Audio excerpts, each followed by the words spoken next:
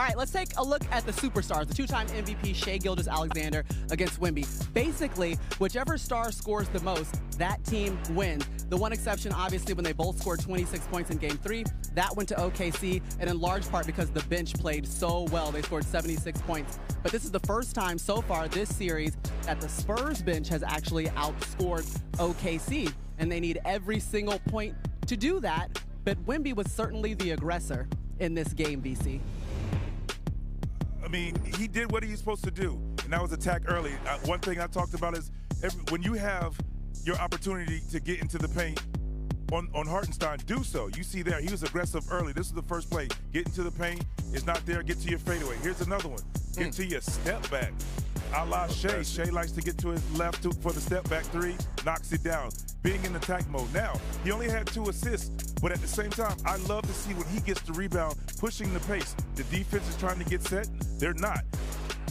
De'Aaron Fox is able to be the recipient of an easy play. And then we know what he does defensively, particularly taking this challenge here. He's on the 1-on-1. He blocks the shot without fouling. They're able to get out, get in transition. And then the obvious. Like you said, Mac, if you're not hitting shots, I love to see you in the paint where that play is there more times than not because of just your height in general. Because when a little guard or, shoot, some of the forwards, you throw it up. You can't get that. You can't get that. You can't get that. You couldn't get that.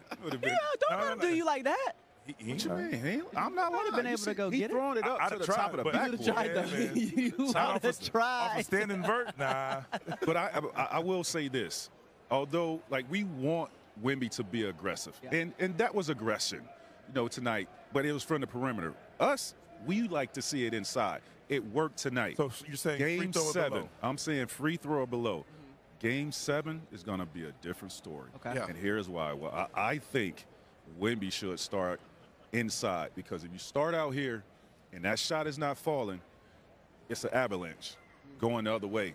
And that's what the Thunder feed off of. Long rebounds, transition, and you get that crowd going in there. Threes and dunks. And you might look just how they open up the third quarter, 20-0 run. Good. That could very well happen. So for me, it's got to be a slow pace with Wemby inside, controlling that, getting that tempo and establishing that inside, and then he can step out. I just don't want, to take this blueprint and apply it to Game 7, not on the road. It doesn't feel the same. Well, not starting that way. I think early, like you said, establish yourself in the post. And it doesn't have to be Wemby going down, fighting, getting to it. Get him on the run. Just get him on the the move. free throw. Just however you can get him touches in the post, and then from there he plays one-on-one, or he makes plays out of the post. But I agree. Game 5, he got the floating. The jump shot didn't work, and then when he tried to get down into the paint, they weren't allowing, and the mentality now was kind of gone because he wasn't making shots. Right. And offensively, defensively, Wemby is as elite as we ever seen. Offensively, he has some things he has to work on, because for me, when you're 7'4", and he has a high release point on his shot. Nobody should be able to bother his shot. So when you're playing below that free throw line, and I watched him tonight, he's not really comfortable with his back to the basket. And the reason I'm saying that, because if he's playing with his back to the basket, turnaround jumper, nobody can affect that. No. Or right? jump And hook. we don't see that a lot out of him. Not at no all. one can affect a shot by Wemby if he has his back to the basket and turn around fadeaway jumper like we used to do. You can't do anything about it. Again, I'm going to go back to Wemby being aggressive in Game 7. When the Spurs come out the way that they came out here at home and go up 15 and go up 20 and come out with a third quarter, a 22, you run like that in the third quarter, that's what you need on the road. Now, I'm not saying 20-2 on the road, but if you could come out and put a couple of those runs together on the road, you're going to give yourself an opportunity to win that game in OKC. Again, we talk about the others and we talk about the bench. Wemby have to be Wemby. Tonight, he had a partner tonight. Dylan came out today off the bench, gave him a spark. It was a great game for Dylan to get out of whatever he was dealing with, whether it was injury, it probably was affecting him mentally. He came out ready to play. He's a big part of why the Spurs won this Game 6. In Game 7, anything goes now. Whoever won it. This was between. Come get it. This is Shai versus Wemby, Game 7. There's nobody else I want to talk about but Shai and Wemby in Game 7, because the stars are got to come out and shine.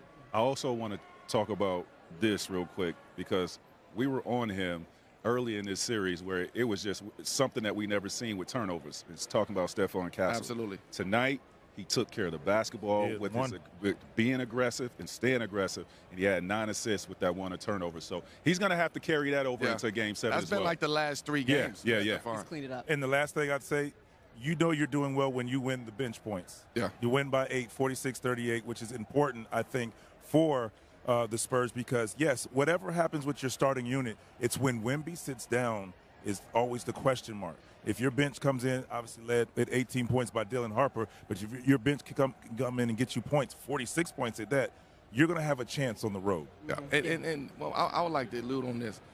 When you're in a slugfest like this, you need J-Dub. Yeah. You need A.J. Mitchell because those are the guys that you need to come out there and give you a break. Shea have to do everything in these past couple games. Right. He got to bring the ball up. He got to score. He got to find guys. Now, this is what you're supposed to do. But a lot of times when you had J-Dub, when you have A.J. Mitchell, they take a lot of that pressure off of Shea. Yeah, and Jeremy you just see they're missing that right now. OKC is missing those 2 guys. Yeah, and we had seen Alex Caruso basically be that guy stepping up. He was the second leading scorer for OKC right behind Shea, but he just has 7 points in this game. But coming into it, 85 points throughout the series. He had only scored 61 through the first 2 rounds, so he had been very important. This is the first time in the postseason that OKC did not lead at all in a game, and that's since 2016. Wow. Yeah, so a decade. They're human. Oh. Mark Dagnall, some more adjustments to be made as we get ready for Game 7. He's at the podium now. Mark, despite a hot start for them, you got the game to a manageable place by the end of the first half. What did you feel out there in the third quarter during their 18-0 run? Yeah, halftime, we felt pretty good. They had 11 threes. They kind of had the wind at their back, and we were able to get it to a very manageable spot. By the end of the half, there were a couple times in the first half where that could have gotten away from us the way that it did in the third, and it didn't. So we had a chance to turn the game, but you got to turn the game. You can't wait for the game to turn, and they came out and obviously threw a great punch in the third and got the game out of reach for us. What was kind of it like to be able to have J-Dub back, and what did you just experience, I guess, getting him back and getting him into the rotation? Yeah, it was a unique situation. Ever since he got hurt, he's been hell-bent on trying to get himself to this point. I give him a lot of credit. He's a big-time team guy. He's a big-time competitor. He's obviously not 100%. He didn't know what to expect. I didn't know what to expect. So it was a matter of getting him out there in kind of an insulated role and see what he could bring to the team. But again, he's an all-star player. He's an all-NBA player.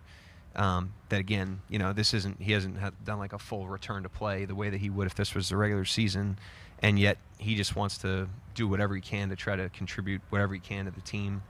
So I give him a lot of credit, to get himself out there. He did the best he could. Certainly not the reason we lost. We had a lot go wrong tonight, but it was great to have him back and back available. Mark, you've talked at different times this postseason about this group being pretty cognizant themselves of their history with Game 3s, and that you didn't even need to really step into that conversation in this postseason. But Game 6 is a pretty similar history with this group. What makes this game so difficult to win, and why did you think they couldn't really correct that history tonight? I don't know. I think it's hard to win a playoff game, period, against anybody. It's hard to win a playoff game against a great team. It's hard to win a playoff game against a great team on the road. It's hard to win, really any Game 6 in that situation. So I don't know that it was necessarily anything, we did wrong. I thought we were ready to play. I felt confident going into the game. And I felt confident, like I said, at halftime. It had the makings of a road win if we could be the team that threw the punch in the third. And they were the team that did that, which is why they won the game. You talked before about when Dub comes back, he's just itching to get back out there. Can you kind of speak to what you've seen out of him these past few days in terms of that, but also how he's finding that balance between, understanding when is the right time rather than just rushing it? He's been questionable for all these games, and he's warmed up, and he's been on the doorstep, and it's just a matter of how he feels before the game in combination with the people on our side. Like I said, there's a lot of stakeholders in a situation like that. It's a very unique situation. Everybody was on the same page, understood, how we wanted to handle it, and we handled the situation as best we could. But again, I don't want any of the details of that to overshadow like what a big time competitor this guy and a big time team guy. He's not waiting until he feels pristine. He just wants to be a part of it, just wants to help the team, and I give him a ton of credit for that. Mark, following up on Joel's question, I mean, with the Game 6s, well, you won a Game 7 versus Denver versus Indiana. Is that sort of a positive that you can glean from this game, just knowing that you guys have bounced back from, a bad Game 6 before? Yeah, I mean, we've had a lot of experiences to this point. And the one thing that we've learned more than anything is, like, every game has a new life. Every game is earned, if you want to win it. Game 7 will be no different. This is obviously a quality opponent. We have to play obviously a lot better than we did tonight. And we understand that from a number of experiences. So, we'll get off our feet tomorrow. We'll get some rest and recovery, learn from the tape, take the lessons from tonight that are relevant for Game 7, and be ready to go out there and throw our best punch. All right.